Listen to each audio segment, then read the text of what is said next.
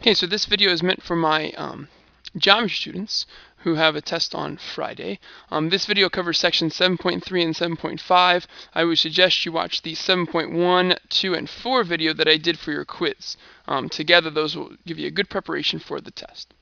Alright, so here's our first question. We have to reflect A and B in the line y equals x. Okay, so first thing I'll do is I'll graph the points. -3, 4. And -2, -1. There's B. And I'll go ahead and connect them with a straight line. Alright, now we need to think about what this line y equals x represents. Well, y equals x, remember, it's a diagonal line through the origin, and as you go up one, you go to the right one. And here's the diagonal line.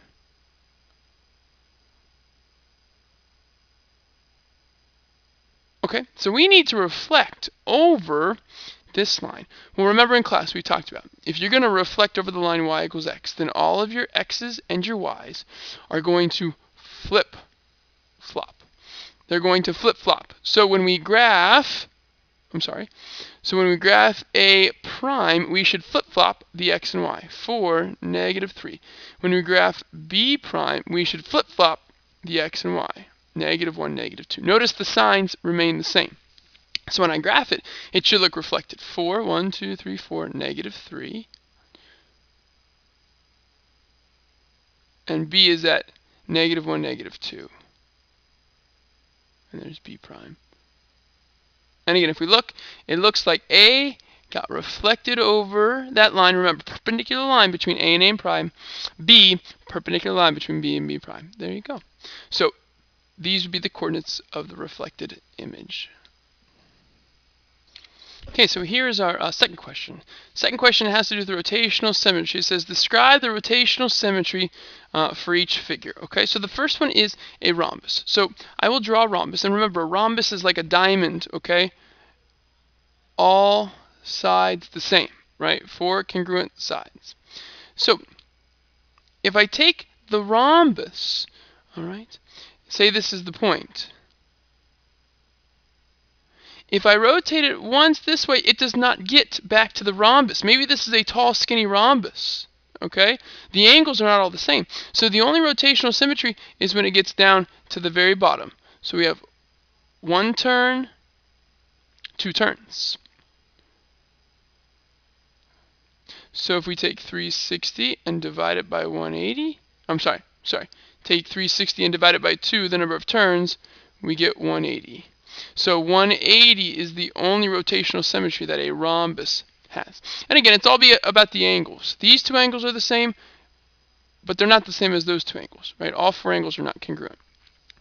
Let's look at a regular hexagon. Regular means all angles are the same, all sides are the same. So I'll do my best to draw a regular hexagon.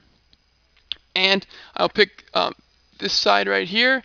Okay, 1 turn, 2 turns, 3 turns, 4 turns, 5 turns, and it takes 6 turns to get back to its original position. 6 turns. Take your 360 divided by 6, and you get 60 degrees. So remember, you start with that angle, and you add 60 to itself. So it's not going to be 60 again. 120, and then 180, and you stop at 180. There we go. Next one, we have this arrow picture. Well, if I put my pin on the tip of the arrow, 1 turn, 2 turns. So this is the same as part A, same as A. So it's going to have 180 degrees. Okay. And now we take a look at D. D, I'm going to shade in one of these triangles. 1, 2, 3, 4, 5, 6, 7, 8 turns. 8 turns. We take 360 degrees and divide by 8, and we get 45 degrees. So our rotational symmetries are 45 degrees, 90 degrees, 135. Again, we're just adding 45 to itself, and 180. And we stop at 180. So there's our rotational symmetry. Okay, so our next problem has to do with the reflection rotation theorem. So I'll put that down here. reflection rotation theorem. And you should be doing your note cards, so this will be on one of your note cards for future use. Rotation, or reflection rotation THM theorem. So the question here is describe the angle of rotation. So we have this triangle ABC, and we reflect it once and reflect it again, and the question is, when you rotate it like this, what is the angle? What is the angle of rotation? All right. Well, remember, it has to do with this 42 degrees. However, we look at the acute angle between the lines. So if this is 142, to find the acute angle right there, we take 180 minus 142. That gives us 38 degrees. This is the angle right here, 38 degrees. So if I'm looking for that angle of rotation, remember, that angle of rotation is going to be 2 times the acute angle, or 76 degrees. And if we look, A turns clockwise to get there. So it's a 76 degree turn clockwise from ABC to A double prime, B double prime, C double prime. Reflection rotation theorem. Okay, so here's our next problem. It's a rotation problem. We're going to rotate these 2 points, A and B, 90 degrees clockwise. All right, so first thing I'll do is, again, I will write -3, 1. I'll graph the original points. And B is at -2, -4. Okay, and here's my segment. So notice I picked 2 different quadrants on purpose. So here we go. We have A at -3, 1, and it's in the second quadrant. And I have B at -2, -4, and it's in the third quadrant. So again, I picked them on purpose so that we could practice with different quadrants. We're going to rotate it 90 degrees clockwise. Clockwise is this way. So 90 degrees means we're going to move 1 quadrant to the right. So A prime, if it starts in 2, is going to move to the first quadrant. Now remember, with a 90 degree rotation, your X and your Y flip-flop, and one becomes negative and one becomes positive. Or I'm sorry, one becomes opposite depending on what quadrant you're in. So you have a couple options, right, depending on what quadrant you turn into. Okay, but the big thing is X and Y flip-flop. So I have a 1 here, I have a 3 here, and the question is, in the first quadrant, X is positive, Y is positive, right? Positive, positive in the first quadrant. So that is my A prime, 1, 3. And I'll go ahead and graph it, 1, 3. Okay. B, going from the third quadrant, is going to turn into the second quadrant. So B prime is going to be in the second quadrant. Remember, in the second quadrant, your X is negative. I'm sorry, I don't want to write that. Your X is negative and your Y is positive. So again, your X and Y switch places, 4, 2, and X is negative, -4, 2. And that should be B prime, that rotation. And we'll do this one, -4, 2. How about I do A prime in red and B prime, -4, 2.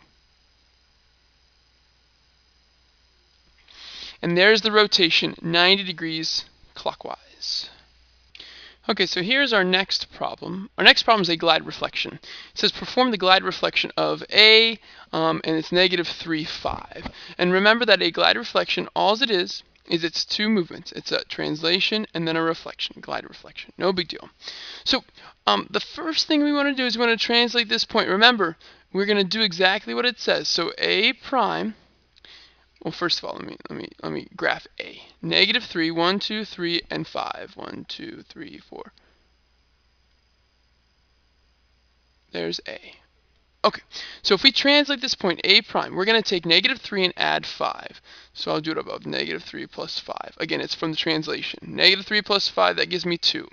We're going to take Y, my 5, and subtract 4. 5 minus 4 is 1. And there is my new point. I'll do it in red. 2, 1. 2, 1. That should be A prime. So 5 to the right, 1, 2, 3, 4, 5, and 4 down, 1, 2, 3, 4. Exactly. There it is, A prime. Okay. Then to find A double prime, I'm going to take that point and reflect it in the line Y equals -2. Okay. So what I'll do is I'll grab purple, or maybe we'll try orange. Y equals -2 is a horizontal line. This is horizontal. And it's through -2, and y is -2, so it's right here.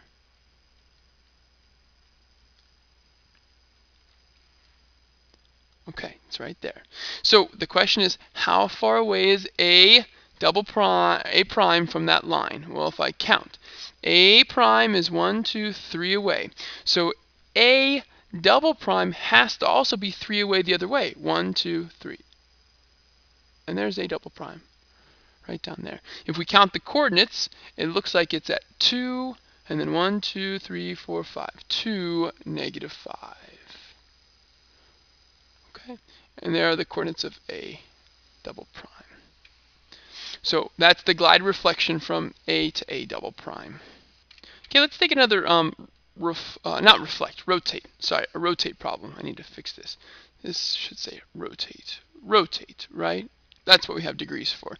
We're going to rotate these 2 points 180 degrees clockwise. All right, so first thing I'll do is I'll graph the 2 points. A is at 0, 3, 0, 1, 2, 3. There's A. B is at -4, 2, 1, 2, 3, 4, 2. And we're going to rotate 180 degrees clockwise, and of course it's always about the origin, okay? Well, 180 degrees clockwise or counterclockwise, remember it doesn't matter, has a certain nice change, right? X and Y stay the same place, but we take the opposite of both coordinates. Notice that when you do this, you're going to flip all the way across the quadrant plane. I'm sorry, the coordinate plane, all the way across. So your positive and negative, the signs are going to flip-flop, because that's what happens when you jump all the way across. So if we take A was at 0, 3, again, it doesn't really matter what quadrant, we just take the opposite of our coordinates. -0, which is still 0, and -3. And here's my A prime, 0, -3. So notice you flip all the way down there. Let me draw my segment between them so we can really see. And then if we take B at -4, 2, B prime is going to take your X and Y and flip the signs for -2. So it switches the signs. And I'll graph 4, -2. And if we look, it looks like we rotated it 180 degrees, clockwise or counterclockwise, doesn't really matter. Okay, so remember this right here for 180 degree rotation.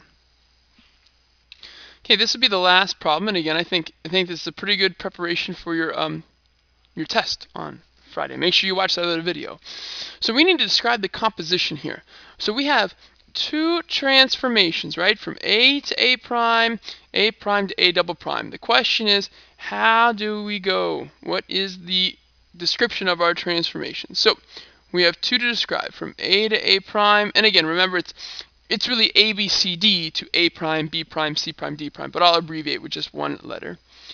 And not A double prime, A prime to A double prime. Okay. So the first thing I'll do is I'll see, did I slide, turn, or flip? If I look at this figure, A going to A prime, it looks like this guy turned. The easier one to look at is D. Looks like D turned, okay, like that. It turned. So we're going to say that from A to A prime we rotated. Now the question is how much? Well, if we look at this quadrilateral, it looks kind of tall. Well, here it got kind of wide. So I think what happened is it rotated 90 degrees, and it turned like this. See my arrow? That's clockwise. There we go. So there's the first description. Rotated 90 degrees clockwise. So now the question is, what happened from A prime to A double prime? Well, to me, it looks like it just slid up. Sliding is a translation. So what I need is the coordinate notation or the vector components, whichever one you want to do. Maybe I'll remind you of both. So if we slide up, it looks like we didn't go left or right at all. So it looks like x stays the same. We don't add anything to x, right? Okay. So x we don't change. Now again, I can look at its coordinates, right? A prime is at negative 1, 0. A double prime is at negative 1, 1, 2, 3, 4, 4. Right, 1, 2, 3, 4. So again, look, the x's didn't change, and then the question is, what happened to the y's? How did I get from 0 to 4? Well, we added 4. Okay. Now, how do we look at it in terms of vectors? Well, remember, if we draw our vector from our initial point A to our terminating point A prime, there's your vector, right? And what I'll do is I'll come down here. Let me draw it down here. So we're talking about vectors down here, just as a reminder. Vector.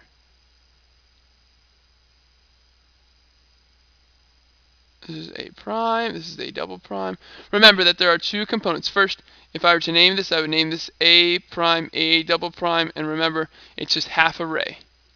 Remember that the vector components go in these ear brackets. Now, you go left to right first. Notice that I did not go left to right at all. I didn't have to. So that first component is 0. That horizontal component is 0. But then to go up, I had to go up 4, plus 4. And there's your vertical component.